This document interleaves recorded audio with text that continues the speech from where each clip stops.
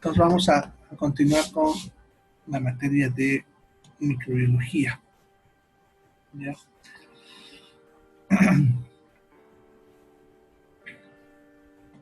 Habíamos quedado viendo lo que es el proceso infeccioso, ¿no? El proceso infeccioso, habíamos dicho que tenían varias etapas, ya hemos estado viendo todas las etapas y nos quedamos en la etapa de invasión a tejidos distantes. Esta etapa es la etapa en la cual les había dicho que la bacteria, o el agente infeccioso, perdón, ya se ha esparcido en varias partes del cuerpo. Cada lugar donde llegó se convierte en un foco secundario, o sea, un nuevo lugar donde vuelve a pasar lo mismo que hablamos al principio, la inflamación y todo, pero en diferentes lugares. Ya, esta etapa es mortal si el cuerpo no responde adecuadamente y si no damos un tratamiento adecuado, ¿no? Bien, luego viene la última etapa, que es la resolución, que en realidad es cuando todo termina, ¿ya? Y la resolución puede terminar en cualquier momento desde el principio, como les sigo diciendo. Si se acuerdan, les decía, en la mayoría de los casos, aquí se acaba todo. Les decía eso en cada etapa, ¿ya? ¿Ya? Entonces, la enfermedad puede terminar en una de esas 4 opciones, ¿ya? Si es que siguió todo el proceso hasta el final, producirá la muerte, ¿no? Si es que en algún momento se detuvo, ya sea que nuestro cuerpo pudo o que tuvimos que ayudarle con algún medicamento, puede que cure y puede curar de 2 formas, como están viendo. Puede curar dejando secuelas, significa que deje algún daño, alguna lesión, algo permanente, ¿no? Una cicatriz, que no podamos caminar, una lesión cerebral, no sé, ya, pero va a quedar algo permanente. Puede también curar sin secuelas, que eso es lo que pasa en la mayoría de las veces, ¿no? Que cura y todo bien, no pasa nada, no generó nada a futuro. Y la otra es que se vuelva crónica, que en realidad cuando decimos se vuelve crónica, significa que no ha acabado, sino que hemos alcanzado el punto de equilibrio en el cual ni los agentes infecciosos nos ganan, ni nosotros les ganamos a ellos. Entonces estamos ahí en un equilibrio de fuerzas, ¿no? Y en algún momento uno de los dos ganará. Generalmente, en algún momento, nuestro cuerpo se debilita por alguna circunstancia, como mala alimentación, estrés u otra enfermedad, y ahí donde este agente infeccioso aprovecha, nos ataca y nos puede terminar produciendo algún daño, secuela o muerte, ¿no? Bien, generalmente la diferencia entre crónico y agudo es el tiempo. Para unos autores es 15 días, para otros es 20 días. No es mucha la diferencia. Así que, bueno, cualquier enfermedad que dure menos de ese tiempo, le vamos a decir agudo. Y cualquier enfermedad que sobrepase este tiempo, se le va a llamar crónica. Bien, entonces esas serían todas las etapas del proceso infeccioso. Entonces ya han aprendido cómo un agente infeccioso nos puede enfermar y nos puede llegar a matar desde el principio hasta el final, ¿no? Bien, vamos a ver ahora algo que se llama virulencia.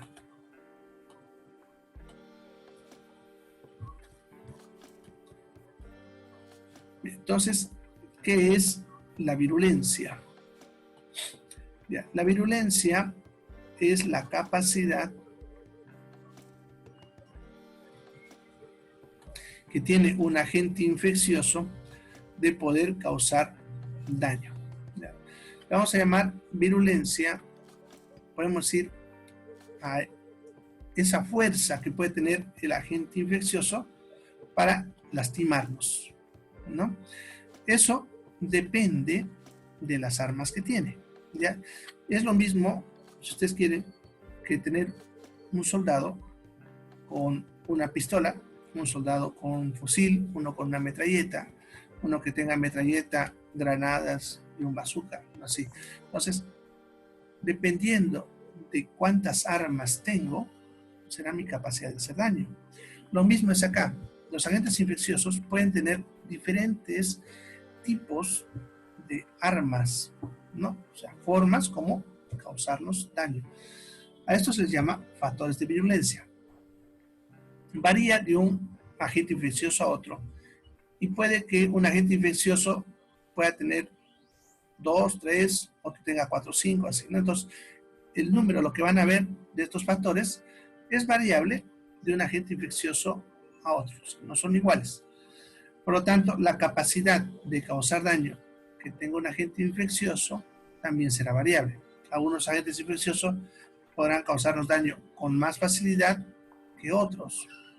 Ya, algunos serán, le podemos decir, benévolos, o sea, nuestro cuerpo curará fácilmente, y otros nos matarán también fácilmente. Entonces, es muy variable esa capacidad.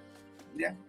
Bien, vamos a ver cuáles son esos factores de virulencia. Entonces, en otras palabras, vamos a ver las armas que tienen los agentes infecciosos para atacarnos. ¿Ya?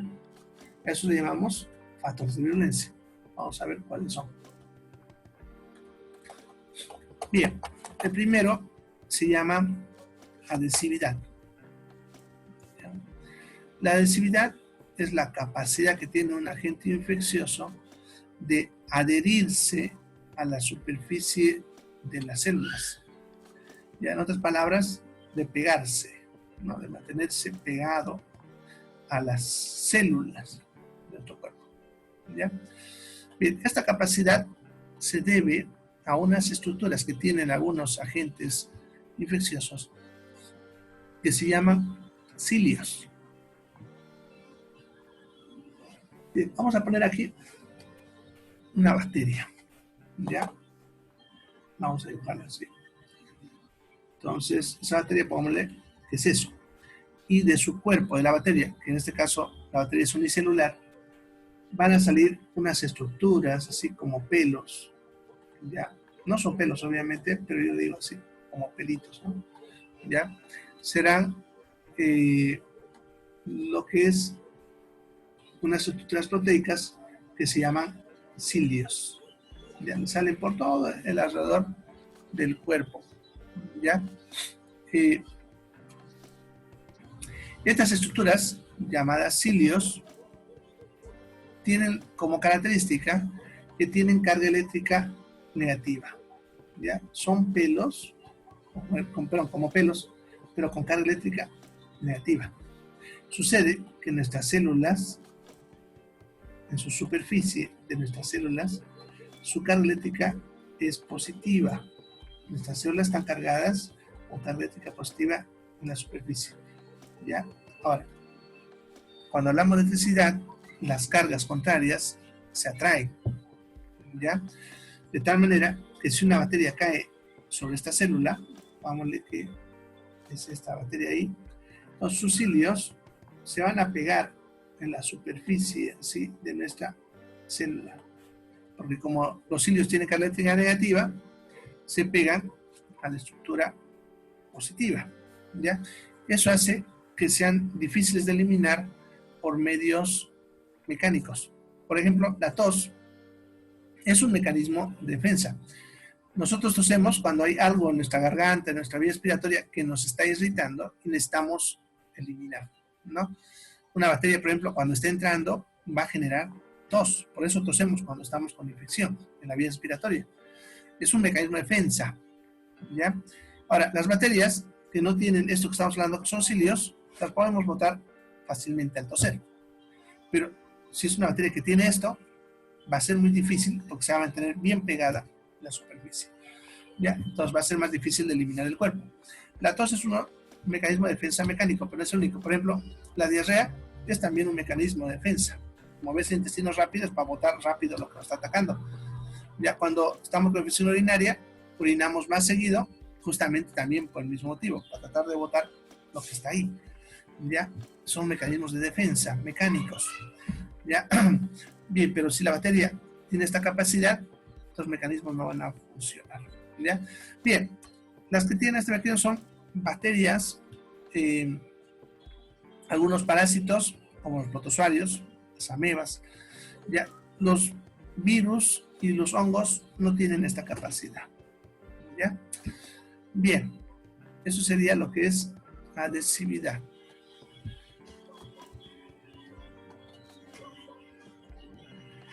El otro factor de virulencia sería la invasividad.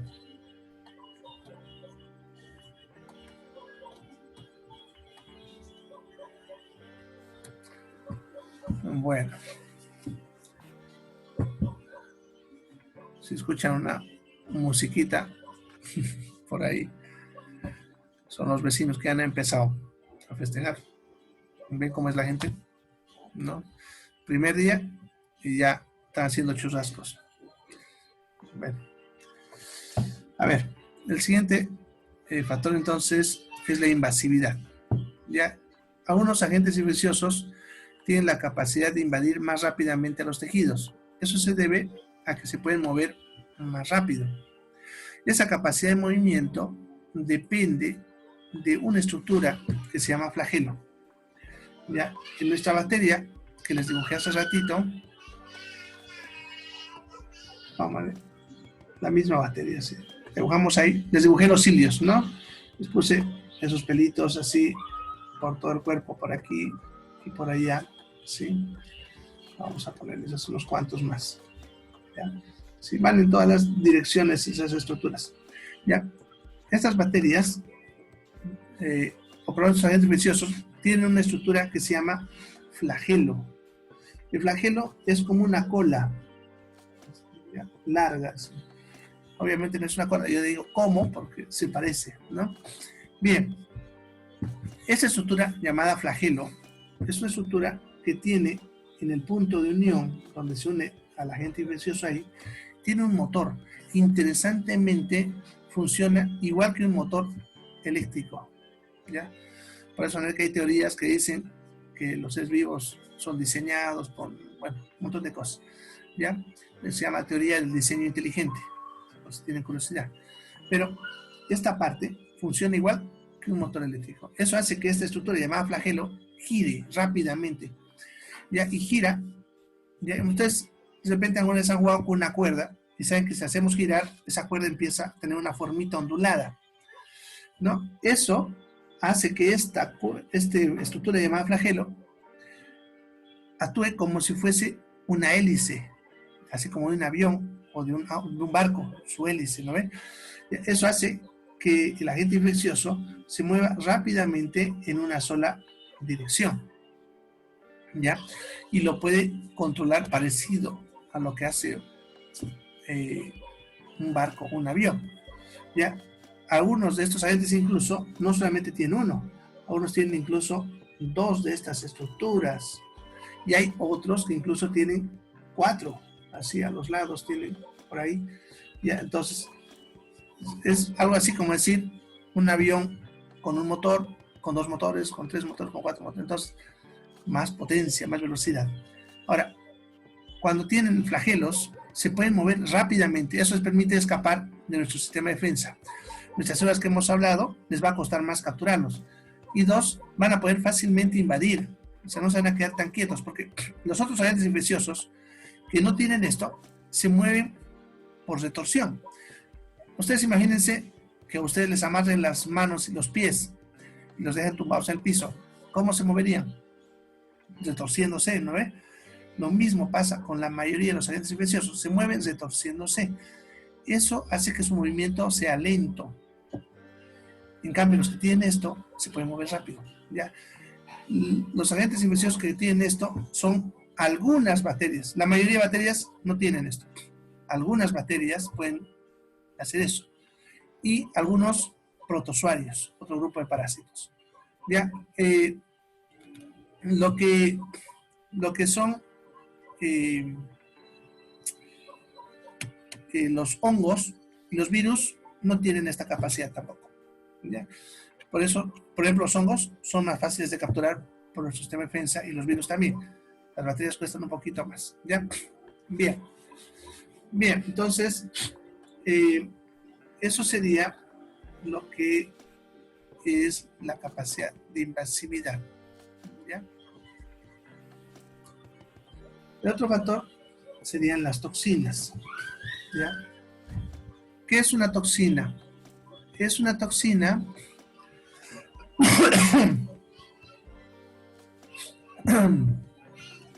es una sustancia que tiene la capacidad de matar a nuestras células, ¿ya?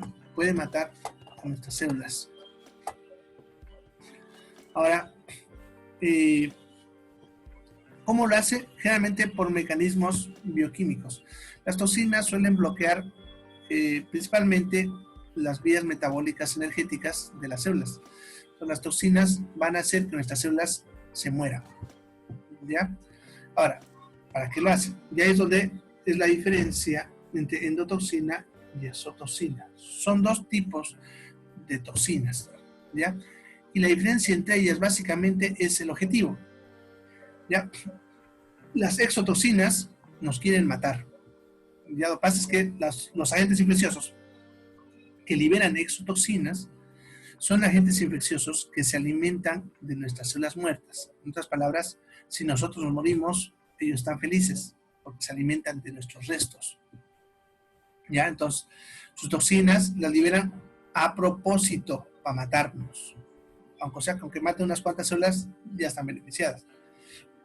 En cambio, las endotoxinas, su objetivo no es matarnos, es más un accidente.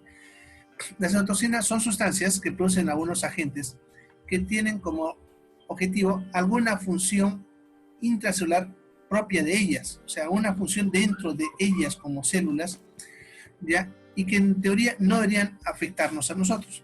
Sin embargo, cuando este agente infeccioso muere, al momento de morir, esta sustancia química queda libre y nos puede causar daño, ¿ya? Entonces, su objetivo no es causarnos daño cuando hablamos de las endotoxinas. Que las exotoxinas, sí, el objetivo es matarnos. ¿Ya? Ahora, las exotoxinas se liberan por secreción. Eso significa que estando el agente infeccioso vivo, la bacteria o el hongo, libera por secreción estas sustancias para atacarlos. En cambio, las endotoxinas, ya, para que queden libres, la célula debe estar muerta. O sea, cuando matamos a la bacteria, recién queda libre la sustancia, ¿ya? Y aquí está el detalle en cuanto al tratamiento, ¿ya? Si ustedes se dan cuenta, cuando yo tengo algún efecto por exotoxina, tengo que dar un antibiótico o alguna sustancia para matar al agente infeccioso, de tal manera que al matarlo, deja de producirse la toxina. En cambio, en las endotoxinas, el agente infeccioso ya está muerto, porque para que haya quedado libre, haya tenido que haber muerto. Eso significa que no sirve de nada que yo dé antibióticos u otras sustancias porque ya no hay que matar, ya está muerto. Entonces, solamente tendré que esperar a que la toxina salga del cuerpo, ¿ya? Entonces, esas serían las exotoxinas. Realmente los agentes infecciosos productores de exotoxinas son más agresivos, ¿ya? Porque justamente, como les decía hace rato, quieren matarlos, ¿ya? Entre los productores de exotoxinas tenemos a bacterias y a hongos, ¿ya? Lo que son virus y protozoarios, parásitos, no producen exotoxinas. Y en cuanto a las endotoxinas, solamente ciertos tipos de bacterias. Ahí no incluiríamos ninguno de los otros tres, ¿ya?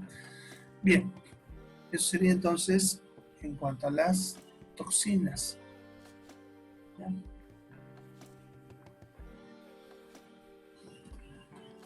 El siguiente serían las enzimas.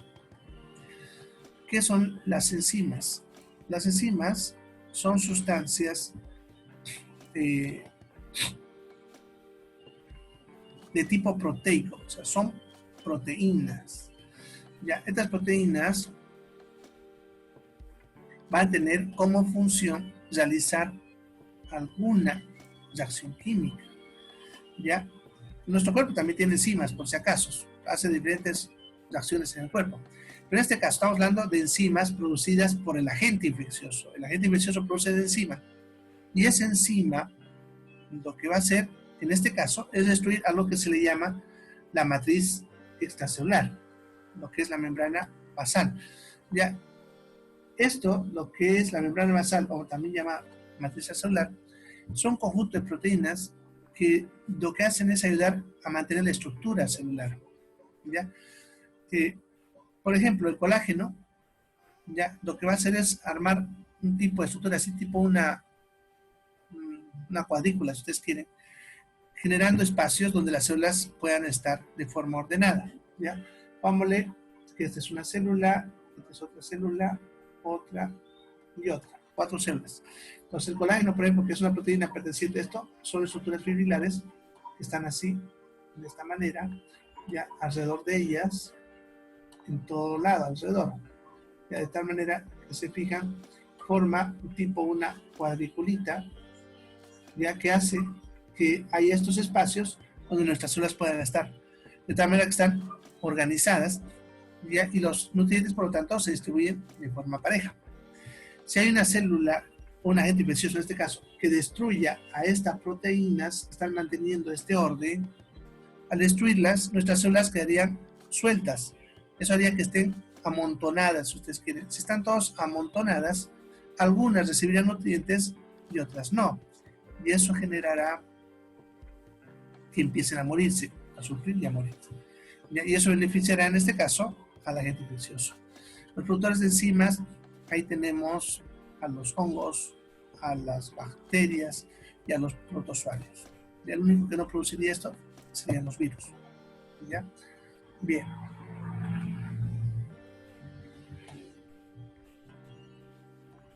El siguiente sería la capacidad de vida intracelular. Normalmente, nuestras células viven en el extracelular, no dentro del celular, sino fuera de la célula.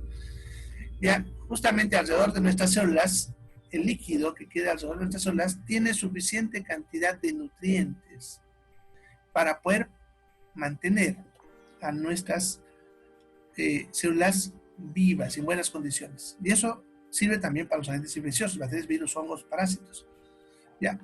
Dentro de la célula es un ambiente más agresivo para cualquier ser vivo. Hay mucho potasio, es un ambiente con poco oxígeno, etc. Son lugares donde a cualquier ser vivo le costaría vivir. ¿Ya? Como les decía, ¿ya? Los seres vivos no pueden vivir normalmente en el ambiente intracelular, porque es un ambiente muy tóxico para la mayoría de los seres vivos, ya que las sustancias que hay no se encuentran en las cantidades que nosotros necesitamos, sino en cantidades peligrosas. Sin embargo, algunos seres vivos, algunas bacterias, virus, han adquirido la capacidad de poder vivir dentro de las células. Se reproducen más lento, ya porque no es un ambiente ideal, pero pueden sobrevivir así, ya de tal manera que así nuestro sistema de defensa no los ataca, porque se dan cuenta, si estos agentes infecciosos viven dentro de nuestra célula, las células que hemos dicho hace rato con la anterior clase que nos defendía, no se van a comer a nuestras células, ¿no? Entonces, así ellos pueden sobrevivir. Aquí entrarían los 4 grupos. Las bacterias, hay bacterias como el de la tuberculosis, por ejemplo, que por eso justamente que es crónica. Ya, los hongos, ya, muchos de ellos, como las levaduras. Entre los parásitos como el plasmodium, por ejemplo, el de la malaria, que vive dentro de los glóbulos rojos, por ejemplo, ese de ahí. Y los virus, todos los virus, porque el virus justamente, podemos decir, es el que ataca dentro de la célula. ¿Ya? Bien, entonces los agentes infecciosos que tienen esta capacidad son más difíciles de destruir por nuestro sistema de defensa. Luego tenemos lo que es la capacidad antifagocitaria. ¿Ya? La capacidad antifagocitaria ya es la capacidad que tienen algunos agentes infecciosos de evitar el proceso de la fagocitosis. Y el proceso de fagocitosis es lo que veíamos en la anterior clase la cual les mencionaba cómo nuestras células de defensa se comían prácticamente al agente infeccioso, ¿no? Entonces, ellos liberan sustancias químicas que bloquean este mecanismo. ¿Ya? Al bloquear este mecanismo, no pueden ser destruidos en el primer ataque, podemos decir, cuando el sistema de defensa trata de destruirlos inicialmente. Sin embargo, podemos destruirlos ya con la segunda línea, que sean los anticuerpos y el sistema de complemento. ¿Ya? Por suerte, son muy pocos los agentes infecciosos que pueden producir esto, ¿ya? Y en ese grupo podemos incluir solamente a lo que son las bacterias, un grupito pequeño de bacterias, un grupito pequeño de hongos y los parásitos, que más que todos parásitos multicelulares, como los gusanos, por ejemplo, que por su tamaño es imposible que nuestras células se los coman, ¿no? Bien. Ya, bien. Y el último factor es la variabilidad antigénica. Este factor tiene que ver con el hecho de que los agentes infecciosos modifican su estructura superficial. ¿Ya? ¿A qué se refiere eso? Sucede que todos los seres vivos, incluidos nosotros e incluidos los agentes infecciosos, en sus células, en su membrana, expresan proteínas que son la expresión de su carga genética. ¿Ya? Eso significa que su superficie tiene estructuras que son propias de ellos. Algo así como nosotros mismos. Ustedes se dan cuenta, ustedes reconocen a un humano por sus características físicas. Ustedes saben que no lo podemos confundir con un perrito, un caballo o lo que sea, porque tenemos características muy distintivas que nos ayudan a saber que ese es un humano, que es un perro, que es un gato, así. ¿Ya? Y al mismo tiempo tenemos características físicas que hacen que nosotros podamos diferenciar un humano de otro ser humano. Eso mismo, que es una expresión de nuestra genética, ocurre también a nivel celular. Nuestras células de nosotros y de otros seres vivos también tienen estructuras que son expresión de esta genética, haciendo que tengan moléculas, principalmente proteínas, que son propias de la especie, ¿ya? Y también proteínas que son propias de ellas como individuos, ¿ya? Ahora, nuestro sistema de defensa, con lo que son los anticuerpos, pueden reconocer estructuras, ¿ya? Y esa es una forma de defendernos. Ya cuando un macrófago, como lo que vimos en la anterior clase, se come a un agente infeccioso, pongámosle un virus o una bacteria, le va a sacar porciones de la misma. ¿Ya? Pero vamos a ver. Supongamos que esta es una bacteria. ¿Ya? Esta bacteria en su superficie va a tener, pongámosle, unas estructuras de forma triangular. Ya digo, supongamos porque obviamente son mucho más microscópicas, no las veríamos. Pero esas serían proteínas que son propias de. Cuando esta bacteria se divide en dos, ¿no? Por la famosa mitosis, división binaria, tendría que dar a dos bacterias idénticas genéticamente y por lo tanto estas también deberían expresar en su membrana la misma proteína, de tal manera que tienen la misma estructura sobre su membrana, su cuerpo. ¿Ya? Ahora, cuando un macrófago se come a uno de estos agentes infecciosos, lo que hace después de matarlo es sacarle retazos. Vámonos, le saca esta parte, por decirles así, y se le envía a través de una célula llamada astocito a otras células llamadas linfocitos, y estos linfocitos reconocen esa forma y fabrican anticuerpos que puedan reconocer esa forma. Vámonos, como es triangular, entonces el anticuerpo tendría que ser así, de esta forma. De tal manera que cuando estos agentes infecciosos entran al cuerpo, nuestros anticuerpos reconozcan la forma y como reconocen la forma, atacan al agente infeccioso para matarlo. ¿Ya? Bien. Ahora, a estas estructuras que estamos hablando, que les decía que son principalmente proteínas, se dan cuenta, son las que les dan la individualidad, ¿no ve? A nuestras células de todos los seres vivos, y sobre las cuales reaccionan los anticuerpos, porque los anticuerpos reconocen esas formas, se les llama antígenos. ¿Ya? Entonces, estas moléculas que estamos hablando, que están en la superficie, se llaman antígenos. Ahora, de lo que estamos hablando en este punto, ya sucede, como les decía, que lo normal es que un agente, como una batería en este caso, cuando se divide, me da dos idénticas desde el punto de vista genético y por lo tanto tendrían que tener la misma forma. Sin embargo, sucede que en algunos agentes infecciosos, ya, cuando se divide, en vez de darme estructuras idénticas, modifican en algunos de sus descendientes. Entonces, en algunos de sus descendientes, en vez de tener esa forma, por decirles en este caso, triangular, ya tendrá una forma diferente. En este caso, pongámosle redondito. De tal manera que como su forma es diferente, los anticuerpos que fabriqué, que reconocían la primera forma, ya no sirven para esta nueva forma. De tal manera que ya no le pueden hacer daño. Entonces, esos anticuerpos que fabriqué destruyen a los que son, podemos decir, más viejos, que todavía tienen esa forma, pero a los que tienen la nueva forma no les hacen daño. ¿Ya? Tendríamos que otra vez iniciar el proceso. Eso significa que otra vez el macrófago tiene que comer, tiene que fabricar nuevo eso, fabricar nuevos anticuerpos, y hasta que haga eso, ya han vuelto a cambiar. ¿Ya? Es más o menos como si tuviese un ladrón que cada vez que entra a robar un banco, sale y se hace cirugía plástica. La policía no lo va a reconocer, le va a costar otra vez porque cambia su cara. Es lo mismo acá. Estos agentes preciosos es como si se hiciesen esa cirugía plástica, se modifican y eso no le permite reconocer a nuestros anticuerpos. ¿Ya?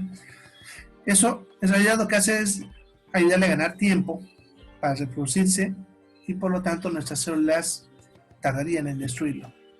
¿Ya? En este grupo entran bacterias y virus, ¿ya? Y los virus principalmente.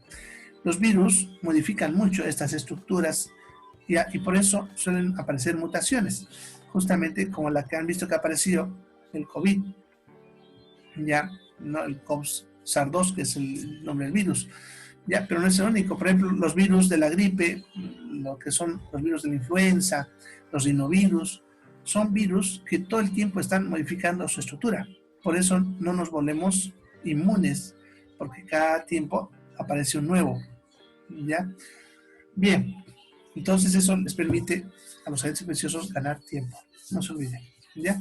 Bien, entonces todos esos son los factores de virulencia. Como ven, son varios y dependiendo de los agentes pueden tener más, menos de estos. Y cuantos más tengan, más capacidad de causar daño. Entonces, por ejemplo, uno que no tenga ninguno puede causar daño, pero uno que tenga, pongámosle, adhesividad, invasividad y toxinas, será mucho más agresivo, ya podrá causarnos mucho más daño. Incluso eso se puede calcular con número. Cuando hablamos de virulencia, se puede calcular en base a la cantidad de agentes infecciosos que se necesitan para causar daño. ¿Ya? ¿A qué se refiere eso?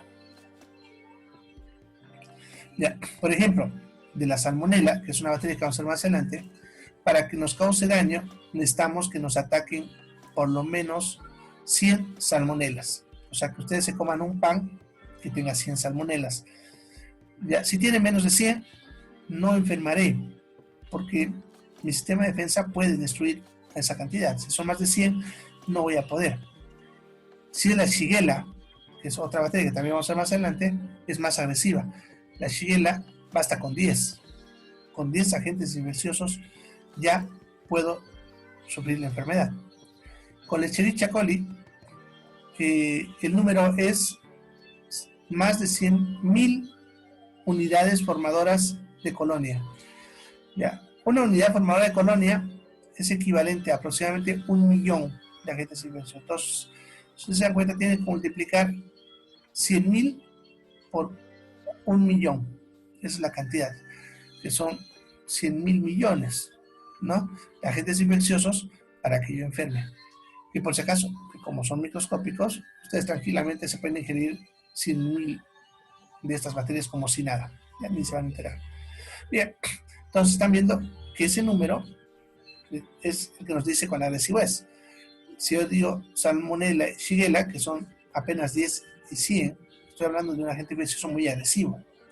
En cambio, si de Escherichia coli, que necesito más de 100.000 millones, entonces está hablando de uno que es menos agresivo, ¿no? Entonces, la agresividad también depende de eso, ¿no? De su número. Bien, entonces vamos a irnos a otro tema. De ahí vamos a acabar con el tema de introducción a la microbiología. Vamos a empezar a ver ya agentes infecciosos, ¿ya? Y vamos a empezar con un tema que se llama bacilos gram positivos. Bien, entonces el tema se llama eso, bacilos gram positivos. Ya, en cuanto a qué significa esto, bien, eso está en su tarea. Tenían que haberlo ya visto, si es que lo están haciendo. Sin embargo, lo voy a explicar. Cuando hablamos de bacterias, ya, sus clasificaciones dependen de varios factores. En realidad son 5 formas para clasificar una bacteria. ¿Ya? Ahí están lo que es la forma, su tensión, nutrición, etc., ¿no? ¿Ya? Aquí se ven 2 formas de clasificación. Bacilo se refiere a la forma en sí de la bacteria. Se dividen en cocos, bacilos, espiroquetas, vibriones, según la forma. Bacilo significa que es alargado, ¿ya?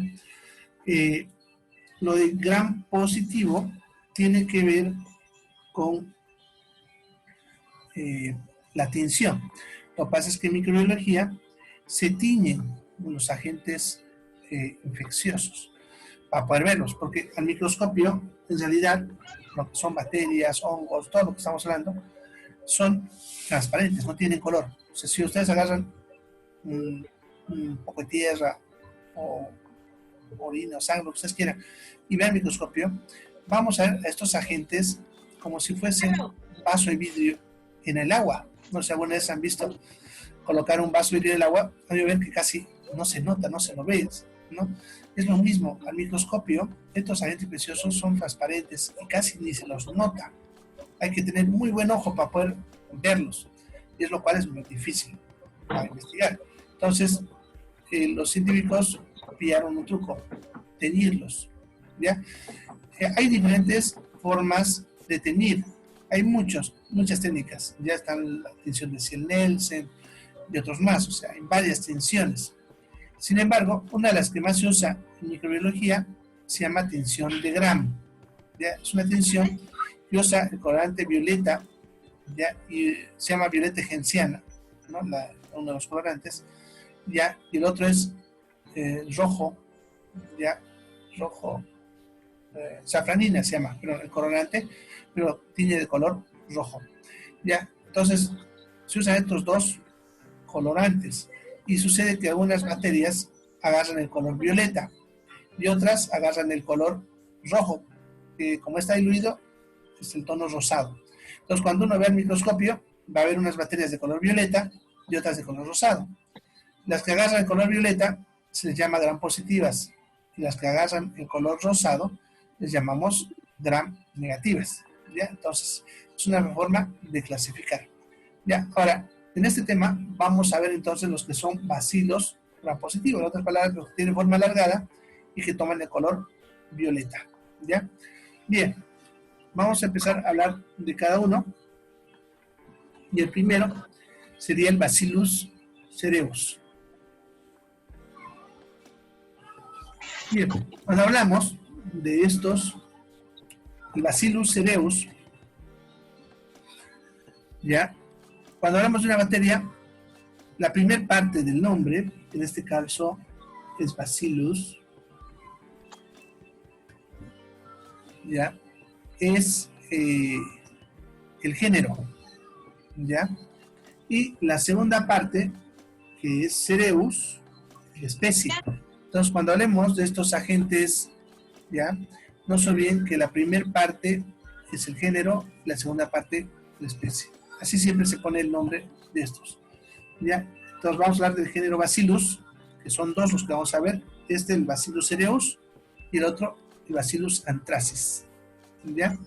Bien, podemos decir que es como el nombre y el apellido de cada agente infeccioso, ¿ya? Entonces empezaremos con este, con el Bacillus cereus. El Bacillus cereus es un agente infeccioso que es una bacteria aeróbica. Eso significa que le gusta el oxígeno. Eso también lo van a ver en su tarea, en su clasificación. Hay agentes infecciosos, bacterias principalmente, que les gusta vivir donde hay oxígeno. Esas llamamos aeróbicas. Pero hay otras que les gusta vivir donde no hay oxígeno, más bien el oxígeno las mata. A estas les llamamos anaeróbicas, ¿ya? Entonces, en este caso, si dice aeróbica, es una bacteria que le gusta vivir donde hay oxígeno. Cuando dice medioambiental, se refiere a que vive en realidad en todo lado. No tiene un lugar específico, puede vivir en cualquier lugar, ¿ya?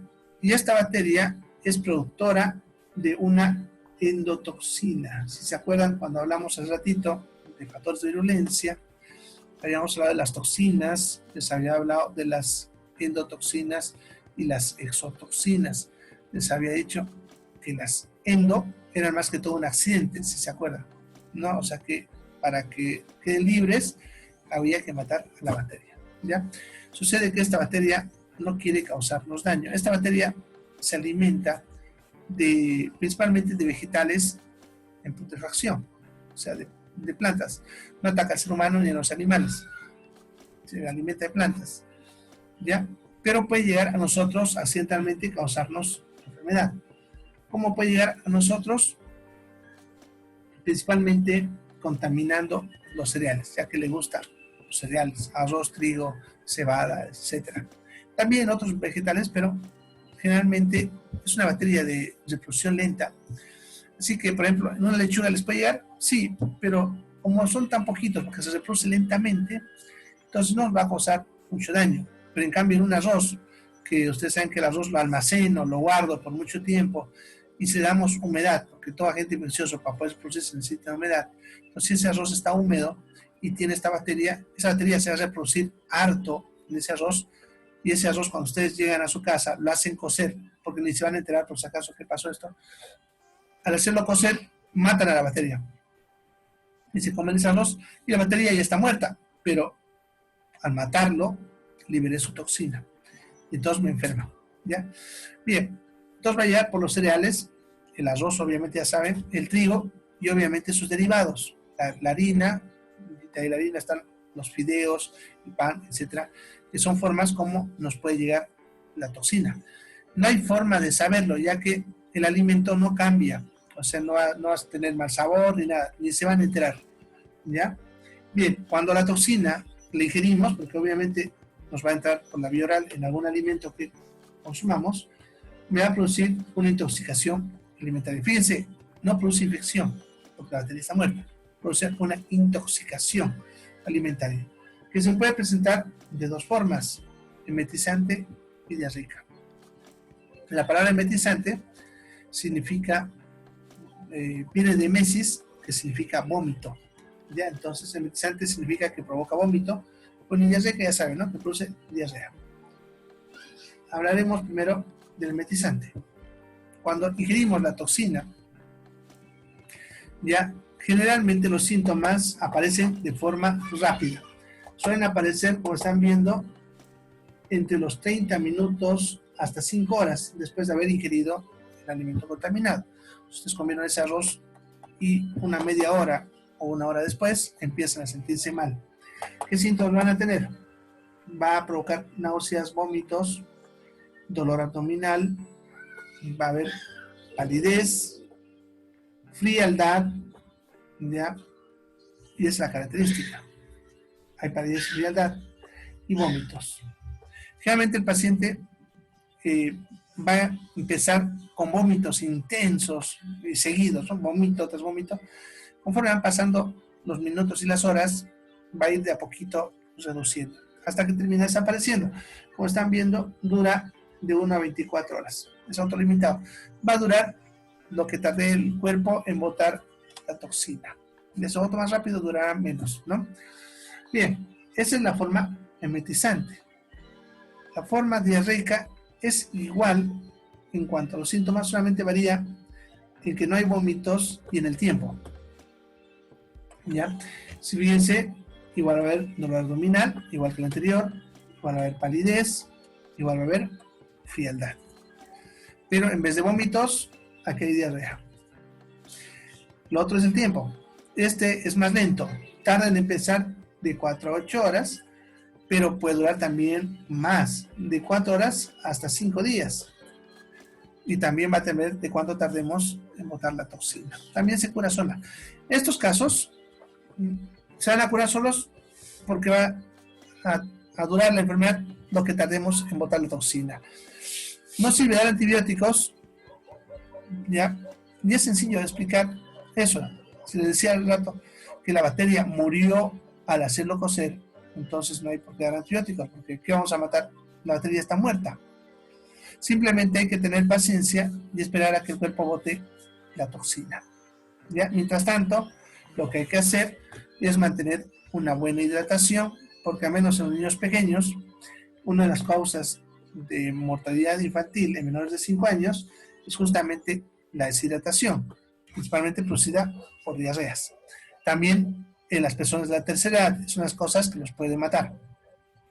Y el adulto es muy difícil porque realmente el adulto suele mantener un buen estado de hidratación. ¿Ya? Bien, entonces el tratamiento es paciencia. ¿Ya? Que se mantenga el paciente bien hidratado, constantemente consumiendo líquidos con sales, bien alimentado. Y podemos darle tratamiento sintomático. Significa dependiendo de lo que tiene, ¿no? Si está, por ejemplo, vomitando, le vamos a dar algo para que le disminuya los vómitos. No sirve cortarle porque va a durar más tiempo. No se olviden que el vómito está ayudando a botar la toxina. Lo mismo la diarrea. Si la cortan, le cortarán unos días, pero va a seguir y de repente más fuerte porque es retenido la toxina. La idea es que la toxina salga más rápidamente del cuerpo. Ya, si le está ardiendo mucho el abdomen, le podemos dar cualquier antiespasmódico, Viadil, Sertal, espasmodioxadol, hay varios. Cualquier antiespasmódico para ayudarle con los cólicos. Ya, bueno, prevención es difícil. Para prevenir esto yo tendría que hacerle una prueba a cada arroz que como y eso prácticamente es imposible. Ya va a pasar, no hay forma de prevenirlo. Es más, a todos ustedes les ha dado más de una vez en su vida. Ustedes mismos deben estar conscientes. Alguna vez les ha dado una diarreíta de esas que les ha ido a correr al baño unas 2 o 3 veces y no fue más, ya calmó, no molestó más. O lo mismo, comieron algo y tuvieron que estar vomitando, vomitaron 1 o 2 veces y ya se acabó, ¿no? En algunos casos dura más, pero nos ha pasado así situaciones y les va a pasar también, ¿no? Porque es difícil determinar qué alimento viene o no contaminado. Es difícil también que esto, o sea, no hay forma de evitar que esto pase. Y por suerte no es algo muy frecuente, pero sí nos puede pasar de vez en cuando. Tampoco están viendo, es peligroso, solamente la hidratación, al menos en niños pequeños, que son los que más riesgo tienen, ¿no? Se pueden morir por intoxicación. Bien, otro dato aquí interesante, para que no lo confundan con una infección, ya como la salmonela que vamos a ver más adelante, es la temperatura. En todo proceso infeccioso ya hemos visto, y saben ustedes, con lo que hemos visto, que puede haber fiebre. En este caso, no hay fiebre, más bien lo contrario, el paciente va a estar frío. Entonces, si ustedes tienen un paciente con cuadro de vómitos o diarrea y está frío, hay que pensar en una toxina, no en una infección. En cambio, si está con fiebre, tengo que pensar en una infección, ya en una toxina. Entonces, eso es importante. Así no le estamos dando antibióticos en vano. Pues si usted da un antibiótico para esto, no va a funcionar. En primer lugar, no hay que matar. Y en segundo lugar, estoy poniendo en riesgo al paciente de que por el antibiótico tenga otros problemas, como también vamos a ver más adelante. Bien, entonces vamos a continuar con otra bacteria. Ya, el Bacillus anthracis. Ya, esta bacteria, Bacillus anthracis, es una bacteria que le gusta vivir en el intestino de algunos animales. Y en algunos animales incluso vive sin causarles daño. Eso significa que se le llama, bueno, cuando hay asociación de agentes de otros seres vivos, tiene diferentes nombres, ¿no? Por ejemplo, parásito es cuando un agente causa daño a otro, ¿no? Comensal es cuando un ser vivo asociado a otro se beneficia de esta asociación, pero no causa daño. ¿Ya? Y mutualismo es cuando los dos se benefician. ¿Ya? Por ejemplo, cuando es con Escherichia coli, es un mutualismo, los dos nos beneficiamos. ¿Ya? Algunas bacterias que viven con nosotros en nuestra piel son comensales, no nos causan ningún daño, están ahí. Y así, esta bacteria es un comensal de algunos, como la vaca, por ejemplo, y las cabras, que viven en sus intestinos y no les causa daño a ellos. Pero sí, cuando llega a nosotros, sí nos puede causar daño. Ahorita vamos a ver cómo. O bueno, no sé si me alcanza el tiempo. ¿Ya? A ver, pregunta. Póngase a bailar. Bueno, es rock. Son baladas. No creo. Tal vez más ratito. Bien. Entonces, estas bacterias, Bacillus anthracis, producen esporas. ¿Ya? Entonces, para entender qué son las esporas, tengo que hacerles un pequeño dibujito acá. Ahora vamos a ver qué son las esporas. Bien, las bacterias y los hongos hacen lo mismo. Cuando se dividen, al dividirse, como les dibujé anteriormente, me tienen que dar dos del mismo tipo. ¿Sí? ¿Ya? Genéticamente idénticas. Sin embargo, los hongos y algunas bacterias, porque no pasa con todas, algunas bacterias, cuando hace esta división, una sale igual que la madre y la otra más pequeñita. Genéticamente son idénticas. Lo que las hace diferente es la forma, el tamaño. Una vez que ha pasado esta división, su hermana, la que al mismo tiempo se dividió con ella, lo que va a hacer es fagocitarla. ¿Ya? Entonces lo que va a hacer es, si es esta, va a envolverse así alrededor de ella, ¿sí? Y la introduce adentro, de tal manera que luego la mete adentro de ella. Una vez que la mete adentro de ella, a su hermana, le fabrica una capa protectora alrededor de ella, ¿ya?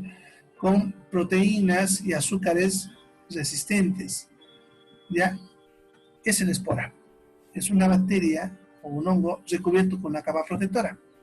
De tal manera que si algo pasa con esta bacteria, que es la hermana, y esta, por decirles, muere, la espora queda libre en el medio ambiente. Y esa espora puede sobrevivir en el medio ambiente a muchas cosas, como el calor, la sequedad, la falta de alimento, porque es algo así como una semilla. Está ahí como durmiendo y puede estar así por mucho tiempo, hasta que caiga en un ambiente adecuado, o sea, donde hay alimento. Una vez que cae en ese lugar, esa capa protectora que le decías, se rompe esa capa protectora, sale la espora, que era una bacteria, ni bien sale, se hidrata y alcanza el tamaño original que tenían sus ancestros y empieza a dividirse y a reproducirse. ¿Ya? Entonces, también es una forma de visión y al mismo tiempo una forma de defensa. Esporas. Las bacterias que tienen eso son difíciles de destruir, ¿ya? Porque la espora va a sobrevivir incluso los antibióticos. ¿Ya? Por eso se aclara ahí que es una bacteria productora de esporas. ¿Ya? Ahora, esta va a producir dos enfermedades diferentes, depende de dónde caiga la espora. Y la primera será en transcutánea. Eso lo veremos mañana. Bien, nos vemos mañana. Se cuidan, vayan a descansar, aprovechen para estudiar.